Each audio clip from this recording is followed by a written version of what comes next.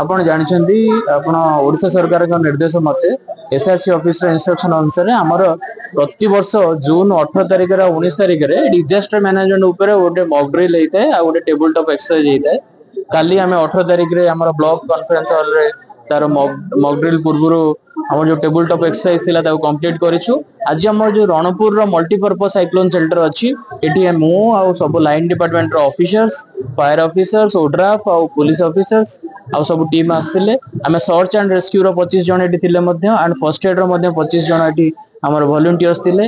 ए समस्त को नै कि आमे आज रो ए जो मॉक ड्रिल प्रोग्राम ता कलु जो धरंतु आगो को गोटे बन्या आसुची कि बात्या आसुची ताको केमिति आमे मुकाबला करिवा तार प्रशिक्षण आज दिया गला। बहुत भलो भाबे प्रोग्राम टी अनुष्ठित हैला। हमर आज प्रोग्राम थिला लोक मानक शिक्षा देला केमिति डायरिया रु मुक्ति पाइबे आ बन्या बात्यारू उद्धार पाइबे लोक माने सचेतन करागला से माने केमिति परस्पर को सहायता करिवे।